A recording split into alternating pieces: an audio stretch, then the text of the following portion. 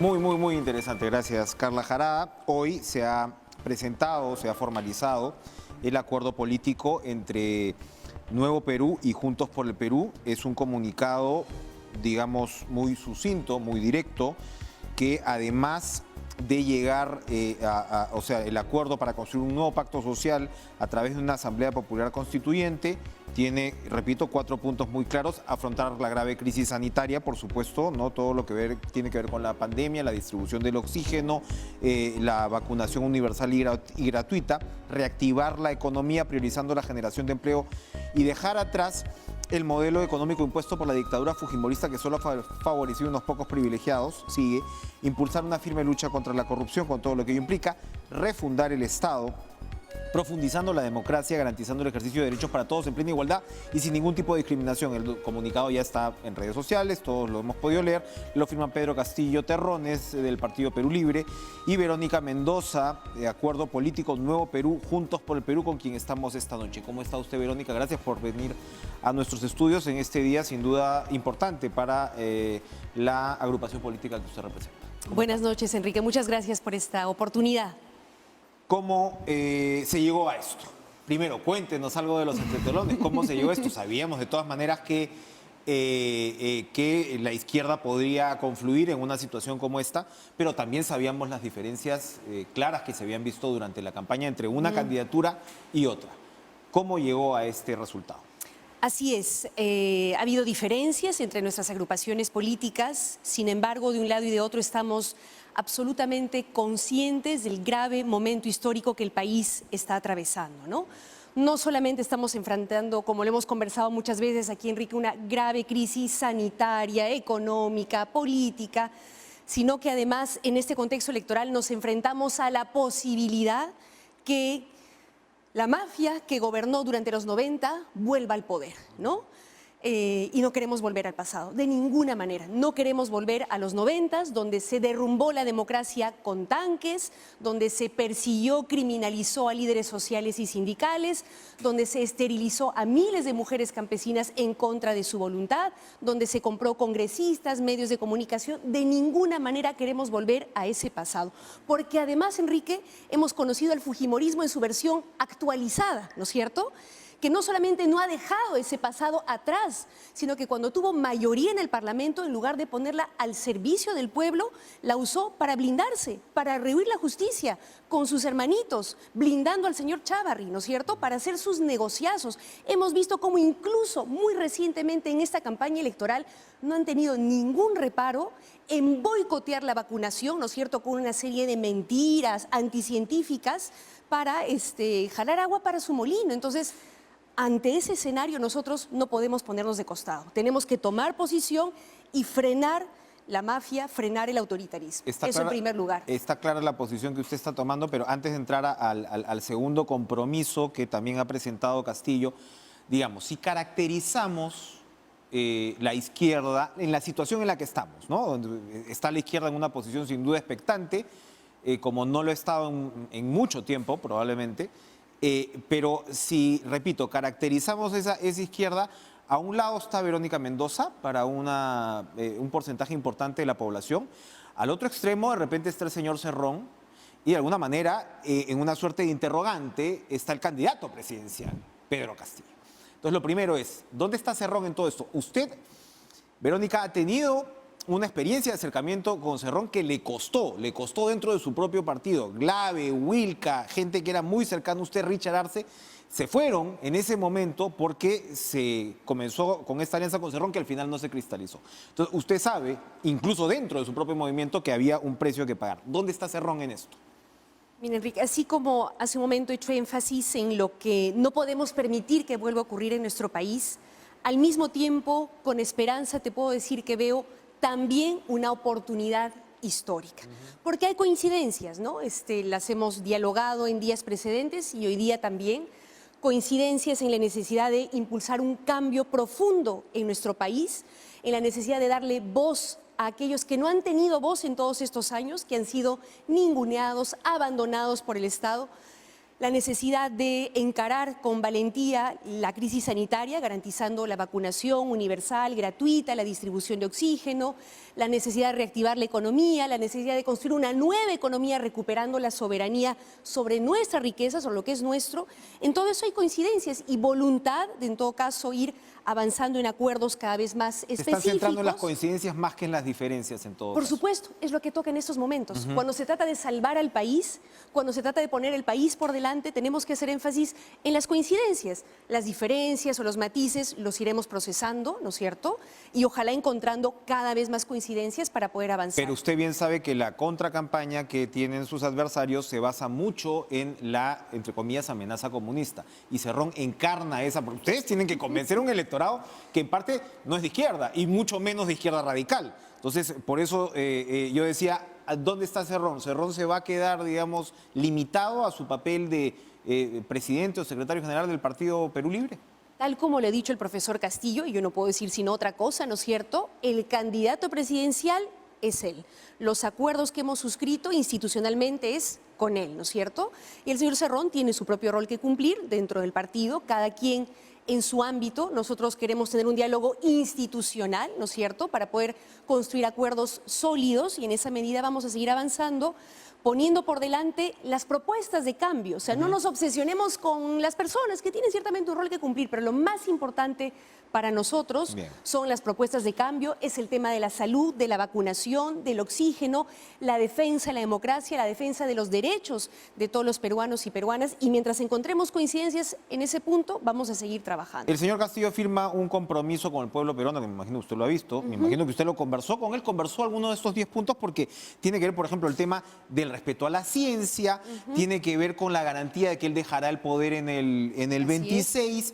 Tiene, además, elabora algo que en el que firman los dos, de alguna manera se complementa, que tiene que ver con el mecanismo para llegar a una nueva constitución. Que eso también había controversia, porque se dijo, incluso, lamento volver a mencionarlo, pero el señor Cerrón había dicho que incluso podían recurrir a cuestión de confianza si es que el Parlamento no atracaba, qué sé yo.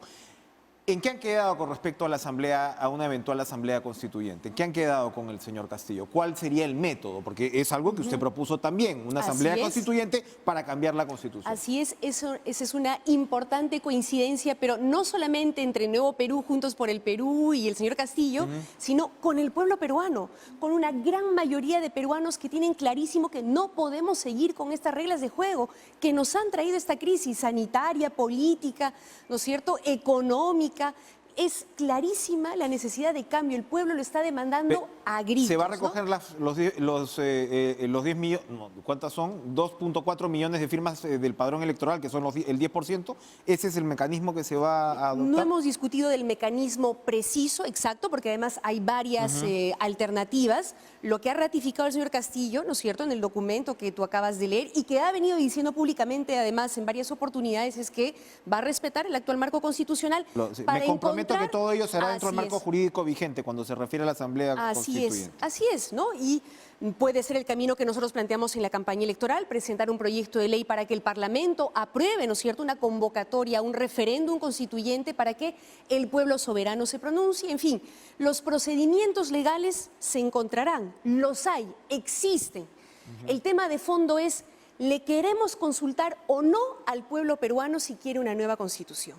Y a mí, sinceramente, Enrique, no concibo cómo gente que se dice demócrata, que habla en nombre de la democracia para posicionarse de cara a esta segunda vuelta, dice que no se debe consultar al pueblo, que la Constitución del 93 impuesta por la dictadura fujimorista no se puede tocar.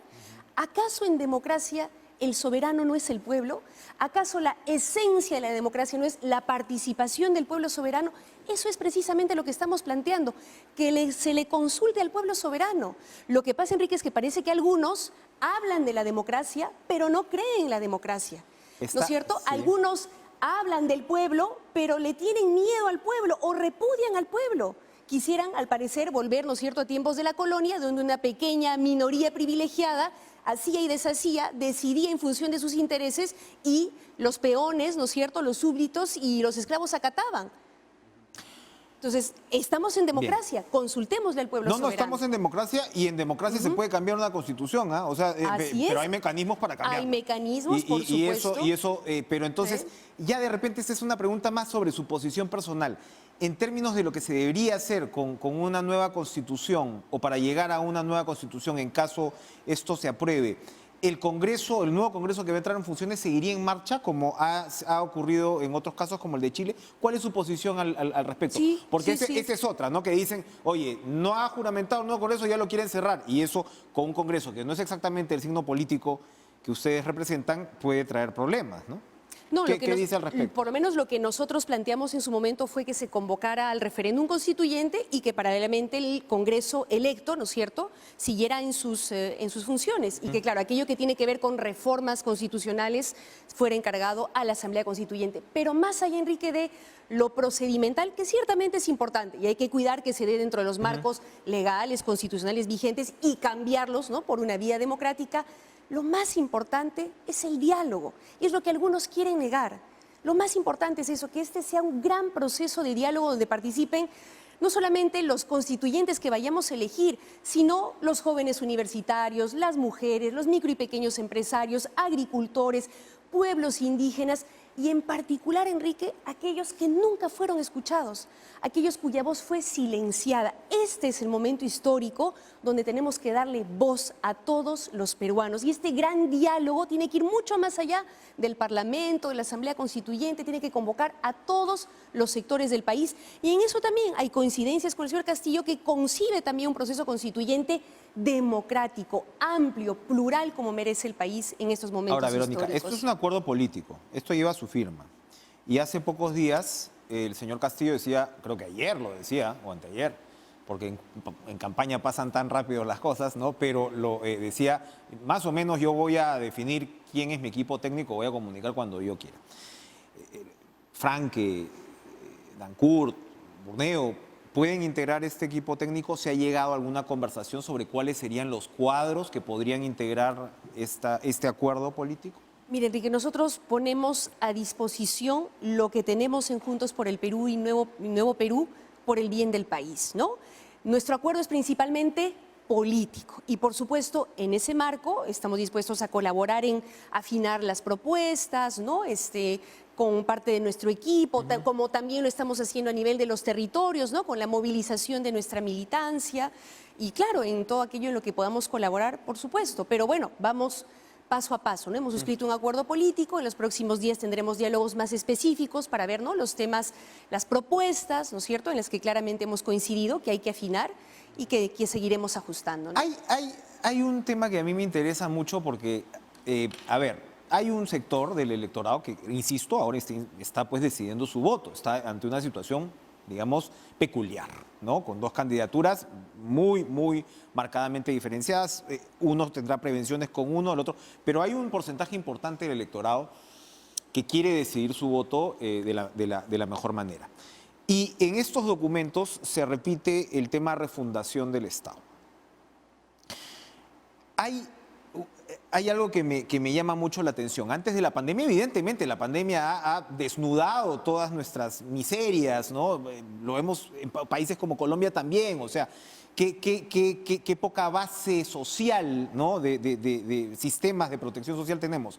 Pero en el 2019 el PNUD nos decía el Perú ha sido el país que más está reduciendo la pobreza multidimensional en el mundo. Del 2005 al 2019 había reducido prácticamente en 12 puntos, o lo había reducido al 12 punto y pico %. Cuando hablamos de refundar y cuando decimos aquí no ha pasado nada en 40 años, ¿no estamos exagerando un poco? No, nosotros hemos reconocido a lo largo de la campaña los avances que se tuvieron, pero claramente han sido absolutamente insuficientes y se han construido, por un lado, sobre la base de precarizar las instituciones y de precarizar también a la ciudadanía, sin ningún sistema de protección social, nada. ¿Cuántos peruanos tienen acceso a una pensión, ya sea por el lado público o privado? Es un número ínfimo, ínfimo. Tú mismo lo acabas de decir, la pandemia ha develado que todo eso era una falacia y que claramente necesitamos Pero teníamos un nuevo mejoras Estado. sociales también, teníamos mejoras sociales, porque si decimos que no había esta reducción de la pobreza, alguien como Naciones Unidas está midiendo y te decía, bueno, No Ah, digo, pero- no digo, pero- pero a lo que hoy es el tema de refundación a veces. Pero principalmente sobre criterios, valgan verdades, monetarios, donde se nos dice, ¿no es cierto?, que las personas son pobres a partir, ya no sé cuál es el piso, ¿no? Pero creo que es 230 soles, no sé, o 300 y algo soles, que Hola. claramente son insuficientes. Brechas hay todas, pero en Son, fin. son innegables. Entonces, refundar el Estado, ¿qué significa? Algo tan sencillo como poner el Estado al servicio de la gente, como garantizarle salud, educación, vivienda, que dejó de ser un derecho precisamente con la Constitución del 93 que la señora Fujimori tanto defiende. ¿Por qué no encargarle al Estado que también tenga una política de vivienda social? ¿Acaso no hemos visto recientemente cómo gente desesperada, que no tiene un techo, que no tiene dónde vivir dignamente, no recurre a invasiones y en lugar de recibir una respuesta del Estado adecuada, lo único que recibe es palo, criminalización? Bien. ¿Por qué no concebir un Estado que también tenga una política de vivienda social? Sobre eso, vamos a ir a una pausa, pero yo quería comentarle precisamente alrededor del papel del Estado. Acabamos de recibir el reporte, lo dijo Comex y lo dijo el propio Sagasti, el primer trimestre ha marcado récord en inversión pública. Bien, pero cuando te acercas a los diferentes gobiernos regionales, verás que las disparidades son inmensas. De hecho, donde han votado muy fuertemente por el señor Castillo es donde peor performance tienen. Donde votaron por Verónica Mendoza en el 2016 también. ¿Cómo estamos hablando entonces de un Estado que se va a involucrar más cuando tienes este tipo de deficiencias? Vamos a una pausa y regresamos.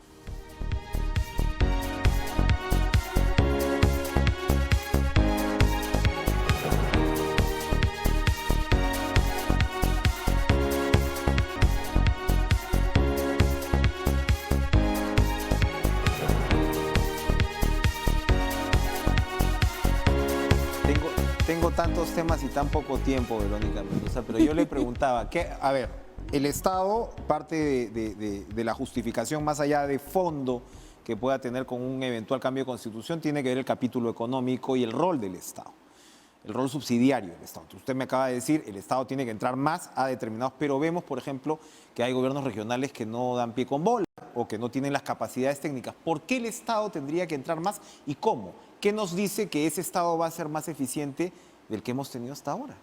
Precisamente por eso hay que refundarlo, reformarlo, hacer ajustes, cuidando lo que se ha hecho bien, ¿no es cierto?, mejorándolo, fortaleciéndolo y cambiando lo que claramente no está funcionando, ¿no? Por un lado está esto que decíamos hace un momento, la necesidad de que el Estado sea realmente garante de lo esencial, los derechos básicos, salud, educación, vivienda, que no han sido garantizados en los últimos años y nuevamente la pandemia lo ha develado clara, cruda y dolorosamente, ¿no? Pero también un Estado que pueda ser soberano sobre nuestras riquezas y sobre nuestro territorio. Antes también hablamos aquí, y fue parte también de nuestra propuesta de plan de gobierno, de la necesidad de recuperar la soberanía sobre nuestro gas, por ejemplo. Tenemos recursos en cantidades ingentes en el país, pero que no estamos aprovechando adecuadamente, que hay que poner al servicio del pueblo, ¿no es cierto? Como también fortalecer el proceso de descentralización, dando mayores capacidades, ¿no es cierto?, a los funcionarios de los gobiernos regionales, garantizando una mejor comunicación, un trabajo conjunto entre los distintos niveles de gobierno, entre los sectores del propio Estado, ¿no? Pero sobre todo acercándose el Estado a la gente. Creo que ese es el gran pendiente en nuestro país. Y a la gente en toda su diversidad, porque el Perú es complejo, rico, diverso, y el Estado tiene que ser capaz de llegar, ¿no es cierto?, con pertinencia cultural a todos los rincones del país, a dialogar con las comunidades indígenas de la Amazonía, con los agricultores de la sierra, ¿no es cierto?, comprendiendo su realidad, sus necesidades y atendiéndolos, acompañándolos en lo que necesitan. ¿Minería? ¿Han conversado de la minería? No en detalle, pero de lo que he visto de la propuesta de Perú Libre del señor Castillo, tenemos coincidencia en que la minería es importante y que, sin embargo, tiene que respetar más, ¿no?, porque no lo ha venido haciendo, la naturaleza, tiene que respetar a las comunidades de los entornos mineros que han sufrido de grave contaminación, depredación, que tienen afectación a su salud. Respetar los derechos de los trabajadores, Enrique. Se habla de la gran minería como un ejemplo, ¿no es cierto?, de modernidad, que tiene el 70% de sus trabajadores precarizados. tercerizados, que no tienen estabilidad laboral, que en plena pandemia también han sido duramente golpeados por el COVID-19. De eso se trata. Entonces, tú hablabas hace un momento de que sí hay sectores del país que están preocupados, ¿no?, por lo que tienen por delante. Yo les pediría que escuchen al candidato Castillo, ¿no?, más allá de los estigmas con los que se le quiere etiquetar, ¿no?, que a nosotros también nos generaron cierta... Lo hemos hablado ¿no? acá, lo hemos hablado acá. Claro, Usted se claro. diferenció en su momento de Castillo. Pero no nos dejemos atarantar, ¿no es cierto?, por la estigmatización, por el terruqueo. Yo misma lo he vivido, así que sé, ¿no es cierto?, de lo que se trata. Y veamos al hombre que hay detrás, un hombre honesto. ¿Qué ha encontrado usted? Porque me decía que no lo conocía de antes le insistía con eso porque, claro, esto también es política y de esto se trata finalmente. Ustedes desde su orilla están buscando un punto de convergencia. Pero usted ha ido con Patria Roja y Patria Roja lo terruqueaba al profesor Castillo hasta hace no mucho en el Congreso de la República. Por eso me han terruqueado a mí por todo lado. Por eso no hago este llamado a dejar estas estigmatizaciones, estos ataques infundados que no nos dejan ir a los temas de fondo. Y sé que si ponemos los temas de fondo sobre la mesa, si ponemos el tema de la pandemia, ¿no es cierto?, que es lo prioritario y más urgente ahorita, vamos a encontrar coincidencias, obviamente, ¿no? Y lo que he encontrado ahora, Enrique, es un hombre genuinamente preocupado por su país, dispuesto a escuchar, dispuesto a dialogar, dispuesto a construir acuerdos, ¿no? Acuerdos con quienes quieren un cambio, con quienes están del lado del pueblo, acuerdos, como lo ha hecho él mismo, con el pueblo. Y me parece bien que sea así, ¿no es cierto? Porque también hemos visto hojas de ruta, ¿no?, que algunos asumieron para contentar a ciertos sectores que no querían un cambio, que querían mantener sus privilegios, ¿no? Si tiene que haber algún compromiso, tiene que ser con el pueblo, con la gente, ¿no?, que hoy necesita un gobierno que realmente la represente y que realmente defienda sus derechos, y en eso nosotros vamos a trabajar. Gracias, Verónica, por venir a comentarnos los pormenores de este acuerdo. Y vamos a estar siguiendo, por supuesto, su desarrollo, ¿no?, porque esto tiene que aterrizar también en puntos más concretos. Gracias, Verónica Mendoza. Vamos a una pausa y regresamos con más.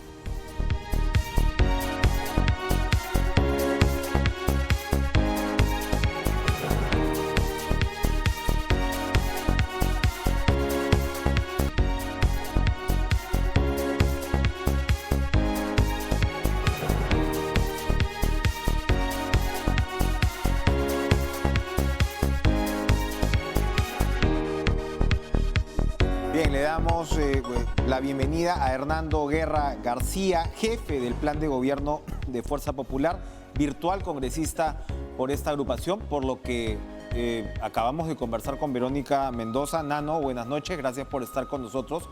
Por lo que acabamos de conversar con la candidata adversaria de ustedes, la ex candidata plegada ahora al candidato adversario de ustedes. De repente con quienes usted va a debatir son con los técnicos de Nuevo Perú, porque hasta hace un par de días pues el señor Castillo no revelaba la identidad de su equipo técnico. ¿Cómo observa primero esta convergencia de las izquierdas en todo caso? Bueno, es una convergencia en la que yo supongo que Juntos por el Perú ha tenido que adicar o poner debajo de la alfombra algunos de sus principios. Ellos hicieron un deslinde muy fuerte, muy duro antes, cuando hubieron posibilidades de que ellos se unan antes de la campaña electoral, y hubieron temas que para ellos son muy importantes y que ahora ni se mencionan, con lo cual calculo que hay mucha gente que está decepcionada por ello, porque digamos que no se han comentado estos temas que para muchos de los votantes de Juntos por el Perú calculo que son importantes. Lo segundo es, obviamente de repente ahora aceptarán, ¿no? No es que ahora habrá con quién debatir, ¿no?, sino que ahora aceptarán, esperemos, los debates, porque ya han reclutado una especie de equipo técnico que todavía no lo conocemos,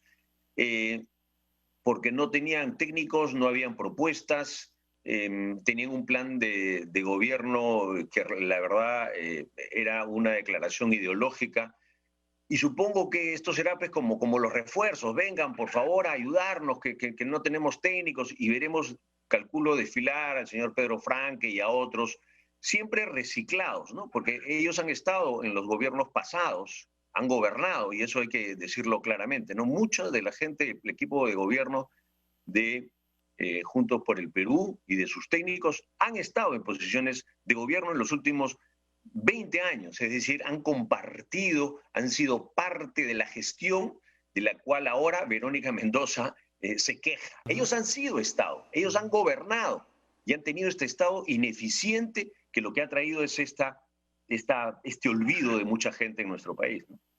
Nos recordaba el tema precisamente de la discusión sobre los debates y entendemos que se ha producido una nueva reunión ahora en la noche, a las 7 de la noche, en el Jurado Nacional de Elecciones para ver si esto de los debates aterriza. ¿Ya ha aterrizado? ¿Ya hay un compromiso firme?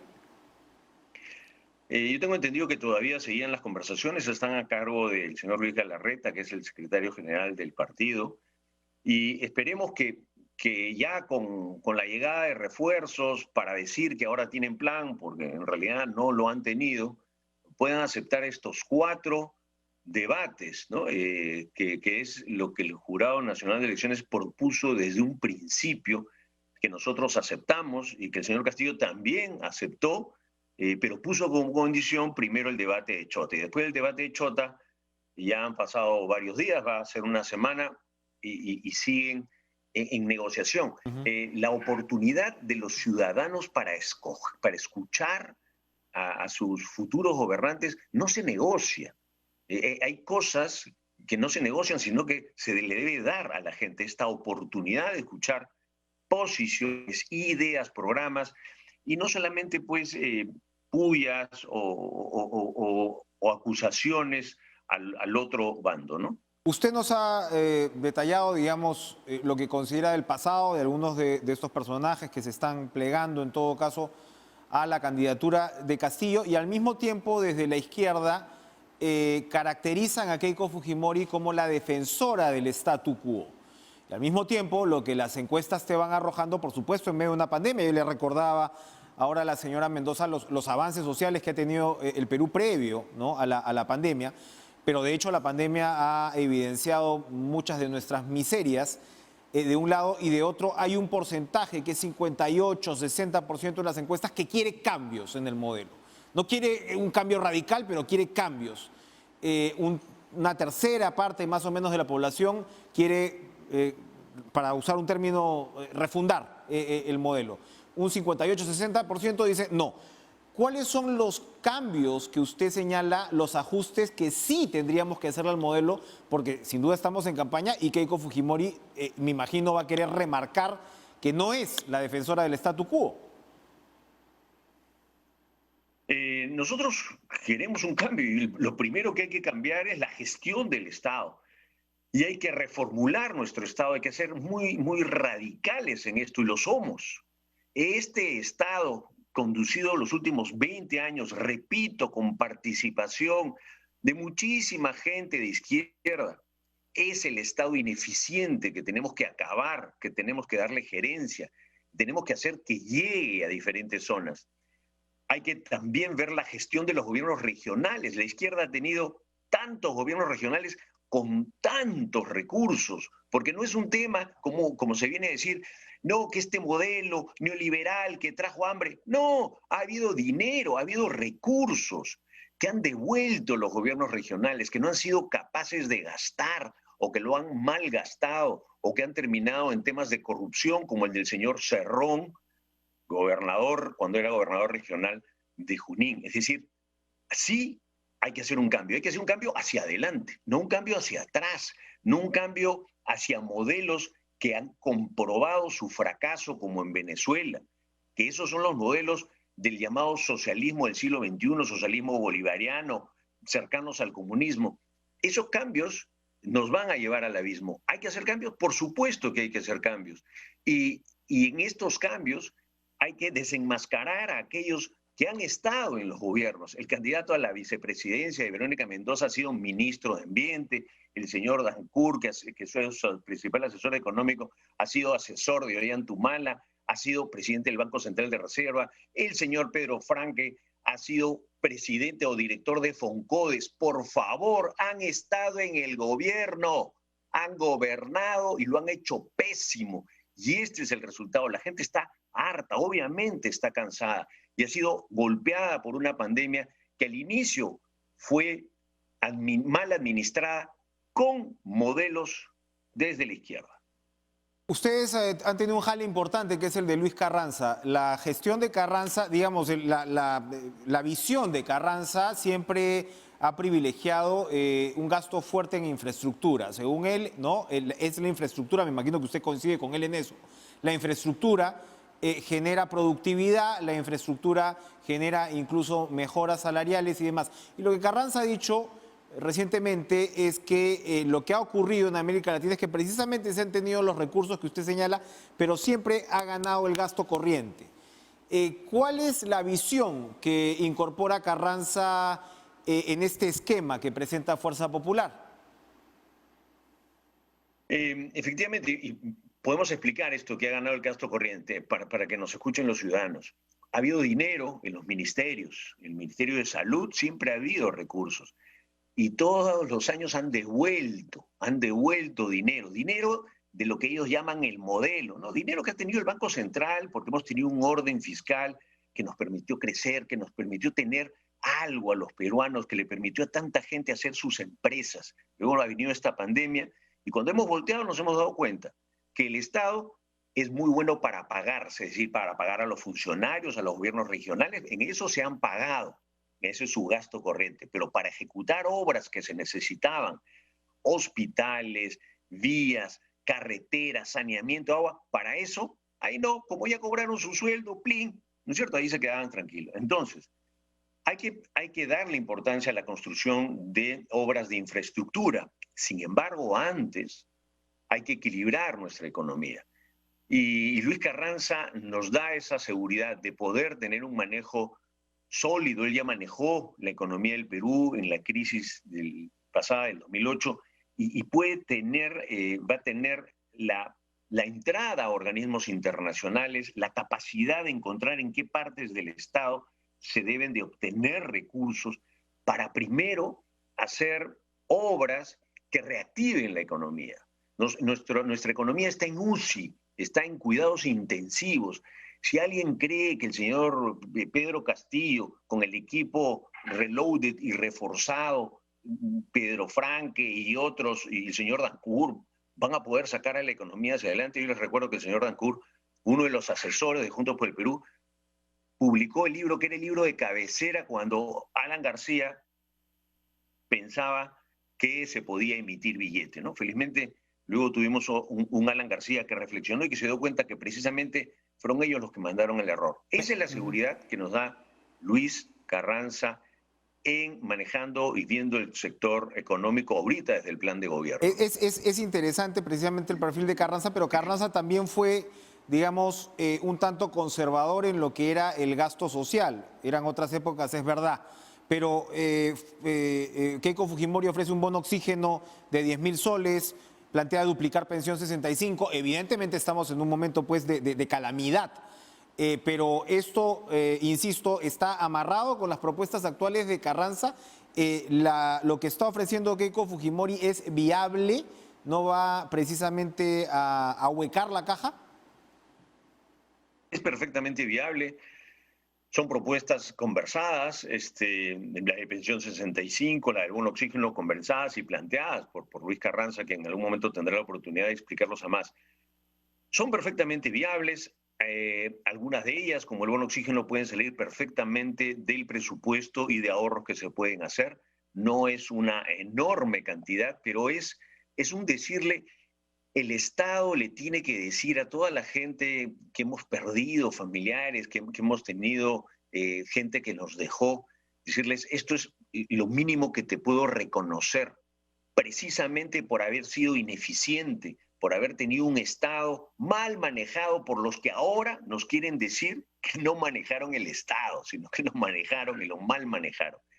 El bono oxígeno, los créditos para retirar las pymes son perfectamente algunos que se pueden sacar del presupuesto sin ahuecar la caja, como usando el término que has señalado tú, y otros conversando y buscando que el Banco Central los pueda financiar o que desde afuera se puedan financiar.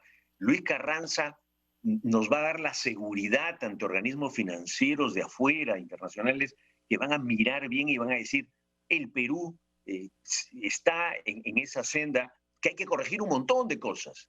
Hay que corregir esta ineficiencia porque no ha llegado la eficiencia del Estado. Entre otras cosas, repito, por la ineficiencia de los quienes han estado y los gobiernos regionales. Pero esa va a ser una garantía.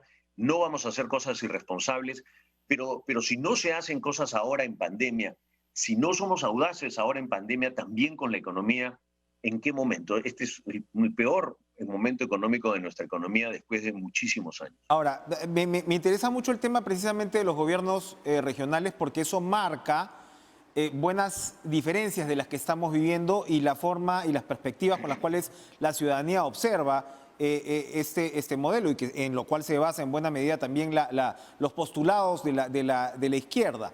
¿Cómo hacer con esa descentralización donde tienes que Lima gasta el 60%, no el 60%, pero está a un nivel bastante alto del presupuesto, 20 y pico por ciento en este primer trimestre, y tienes un Huancavelica que creo que está en 5%, y vaya a haber Cusco, Puno y demás. De los departamentos del sur, el que mejor más o menos queda parado es Moquegua, pero tienes una ejecución fatal en el centro y el sur del país. ¿Cómo revertir esto? ¿Se va a recentralizar?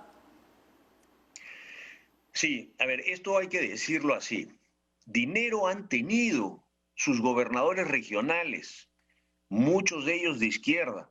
Hay 8 o 9 exgobernadores regionales procesados por malversación de los fondos que han tenido.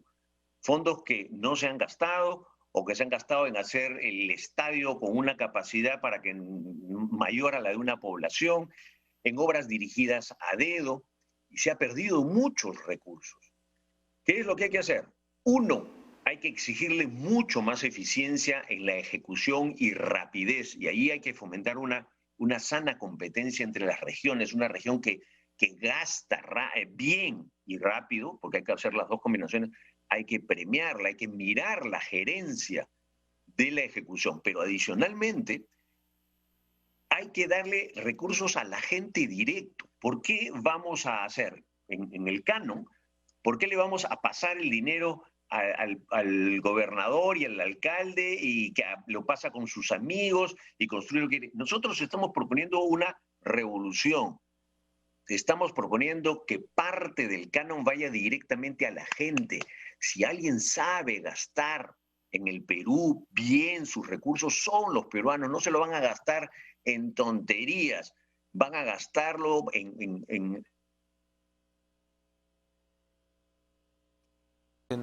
Se nos ha ido el audio. Vamos a ver si recuperamos antes de ir a la pausa, porque efectivamente lo que está planteando Fuerza Popular es que el 40% del canon se reparta directamente a la población. Esto tiene que ver con esta discusión que es bastante significativa, ¿no? Cuando estamos hablando de la calidad del gasto de determinados gobiernos regionales, porque en el Perú de lo que estamos hablando es más que un Estado ineficiente como tal, que en muchos puntos lo es, de un Estado muy desigual. Para terminar, por favor, Hernando Guerra García, hablaba usted del reparto de canon directamente a la población. Es 40% lo que se plantea, ¿no?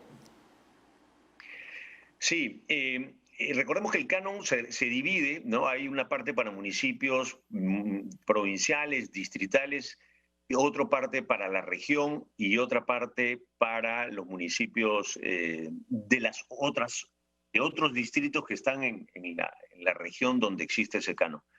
Nosotros lo que queremos es afectar, darle sobre la parte del canon regional, una parte de ellos a la gente directa. Y sobre todo, obviamente, a la gente que está en las zonas. Lo que no podemos tener es que al costado de una mina exista tanta necesidad. Y existan necesidades mínimas, básicas, que hay alguien que no tenga un piso, que no tenga la posibilidad de comprar frazadas para cuando viene el frío. Este dinero va a ir directo a ustedes, directo a los ciudadanos, porque ustedes sabrán mejor que nadie. No hay mejor administrador del dinero que un peruano y sobre todo que una peruana, que una madre de familia que sabrá administrar. Ese es nuestro planteamiento, que el dinero lo tenga la gente y no lo tengan los políticos o no lo tengan los mismos Muy bien. caciques regionales de siempre. Gracias, Hernando Guerra García. Seguramente se nos quedan, como siempre, varios temas en el tintero, pero muy interesante poder contrastar propuestas y seguramente lo seguiremos haciendo en las próximas semanas. Gracias por estar con nosotros esta noche en Caracas. Gracias. Bien, vamos a continuar precisamente hablando de todos estos temas, ¿no? De hasta dónde llega el Estado, cuál es la capacidad para reaccionar, cómo se ejecuta el gasto. Vamos a conversar con Amalia Moreno, directora ejecutiva de la Autoridad para la Reconstrucción con Cambios. Estamos hablando de 24 millones de soles de inversión de inauguración en hospitales de contingencia en Pomabamba y Yungay, en este caso en Ancash, y por supuesto hay pues ya estos avances de los contratos de gobierno a gobierno. ¿Cómo está, Amalia? Muy buenas noches, gracias por estar con nosotros. Buenas noches, Enrique. Un saludo especial a todos los seguidores de Cara a Cara. En realidad, nosotros como Autoridad de Reconstrucción con Cambios estamos muy orgullosos de ser reconocidos como el motor de la economía en este año todavía con pandemia. Este trimestre ha sido reconocido tanto por el Banco Central de Reserva como por el Ministerio de Economía, que justamente los dos ejes principales de la reconstrucción, Enrique, nuestro trabajo como unidad ejecutora a través del convenio de gobierno a gobierno y nuestro rol financiador, el trabajo conjunto que hacemos principalmente con los gobiernos locales, ¿no?, está dando sus frutos. Por ejemplo, tenemos que este mes de abril se ha ejecutado aproximadamente en los gobiernos locales 645 millones en general a nivel nacional y casi el 50% es vamos a decir, atribuido a las obras de reconstrucción en el trabajo que se tiene con los gobiernos locales, ¿no? Entonces creo que tenemos también este punto, justo a propósito de tu entrevista anterior, creo que también en esta faceta de trabajar de manera muy articulada y cercana, Enrique, porque nosotros tenemos una política de puertas abiertas, pero real, ¿no? Real, nosotros coordinamos muchísimo con ellos y eso después de un año, nosotros tenemos año y medio en la gestión y podemos decir que en un año hemos cambiado la lógica, la dinámica y hemos empoderado a las autoridades para que puedan ellos también sentirse dueños, sentirse capaces de poder ejecutar sus proyectos. Sí. No, es que es muy interesante lo que me está diciendo porque precisamente todo este programa ha estado marcado por esta discusión, ¿no? Esta discusión de la desigualdad entre los estados, tanto con Verónica Mendoza como con Hernando Guerra García, y esto nos ayuda a entender esta buena noticia que se dio ayer, ¿no?, del récord de inversión pública en los 3 primeros meses, que como usted me explica, se basa mucho en lo de reconstrucción por cambios, pero quería que efectivamente nos dé los detalles. A ver, tenemos de un lado los temas de gobierno a gobierno que funcionan muy bien, pero claro, son de gobierno a gobierno. O sea, uno está contratando, digamos, a una entidad extranjera prácticamente para que se haga cargo.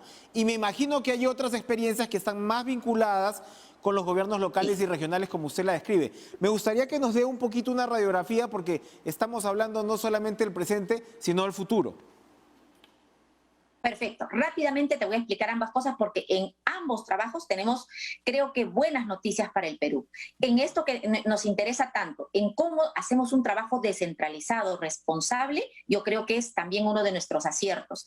Lo primero que nosotros vimos es que no había manera de que esta reconstrucción llegue hacia el fin de esta reconstrucción si nosotros no apostábamos por un trabajo articulado con el gobierno local, pero dijimos, basta, no vamos a hacer lo mismo que yo voy y te capacito, que yo soy el maestro y tú eres el alumno, sino más bien escucharlos a ellos directamente y saber cuál es la problemática. Nosotros viajamos muchísimo, Enrique, y eso nos ha acercado también a los gobiernos locales y les hemos dado todas las facilidades para generar esta cantidad de obras. Imagínate.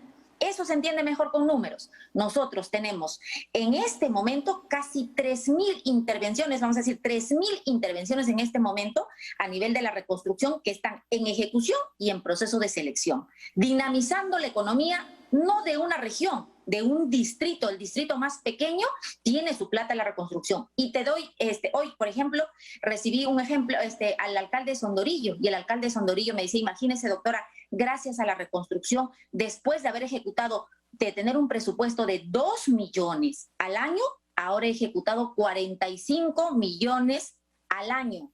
Y además de eso, lo he hecho con éxito, porque el Ministerio de Economía le ha reconocido ese trabajo y ha permitido que él esté en el primer lugar en este momento a nivel nacional como una municipalidad distrital en el nivel de ejecución. Así como ello, tenemos innumerables ejemplos, Enrique, que nos hacen pensar que la fuerza de la ejecución ya no está en pensar que solo el gobierno nacional puede ejecutar. Nosotros nos hemos recuperado como reconstrucción, porque todavía nos falta, gracias al trabajo de las autoridades locales. Pero ¿cuál es ahí el truco del almendruco?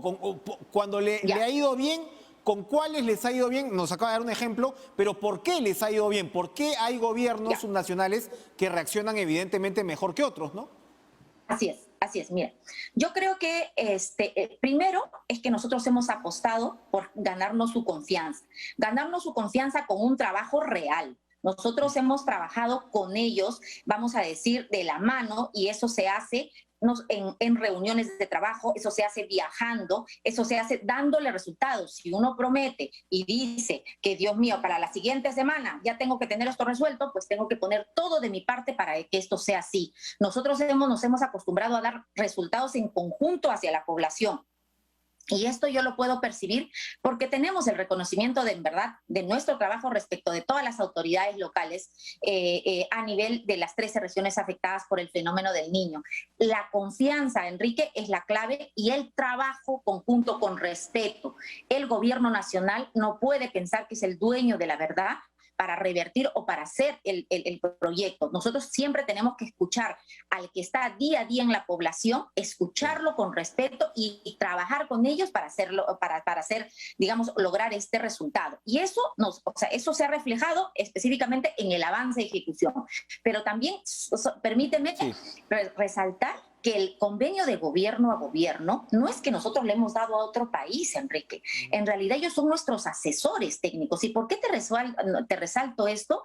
Porque también en este convenio de gobierno a gobierno, como sacamos licitaciones, tenemos 15 contratos firmados por 3.500 millones de soles. Imagínate, en meses hemos logrado este récord. Eso también nos permite empoderar a la empresa privada, no solamente al funcionario público como nosotros, sino también al sector privado de nuestras empresas peruanas que están participando. Vamos a ir a una pausa, regresamos rapidito para unos segundos más y que usted me cuente, a ver, a partir de esta experiencia, ¿cómo evitamos la corrupción? Volvemos.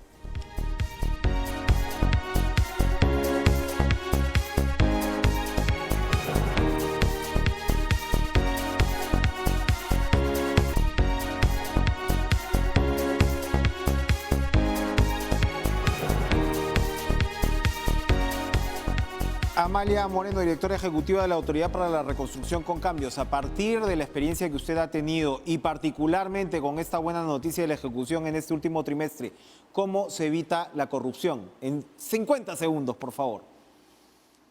Gracias, Enrique. Aplicando dos principios: gestión por resultados y competencia. Enseñarle no con capacitaciones, sino con hechos, que son los resultados, lo más importante en una gestión. Y eso es lo que los alcaldes han identificado. Competencia, ¿por qué? Porque cada una de las autoridades compite con su vecino. Si hay uno que está avanzando, el otro ve y tiene que también ver la manera de sacar sus proyectos. Nosotros eso no lo hemos puesto en ningún libro, en ninguna norma, pero la hemos simplemente aplicado en la práctica.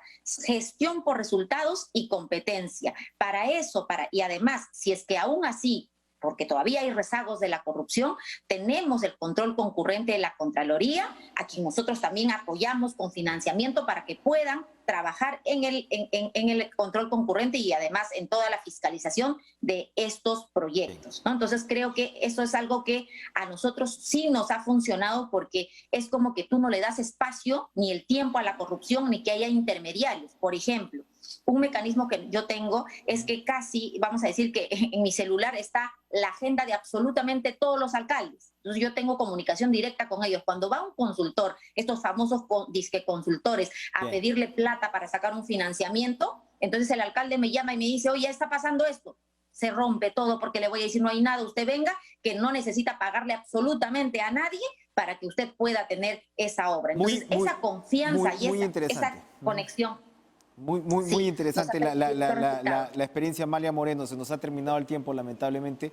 Muchas gracias por traernos esta buena noticia y explicárnosla además, porque resulta muy ilustrativo y tendremos sin duda más tiempo para conversar. Gracias por estar con nosotros esta noche en Caracas. Sí, Enrique. Muchas sin gracias duda alguna por este espacio. Gracias a ustedes por acompañarnos esta noche. Los dejo en compañía, en la gratísima compañía, en este caso solitaria, pero efectiva, como siempre, Lucho Trizano y toda la información deportiva en Pared. Adiós, nos vemos mañana.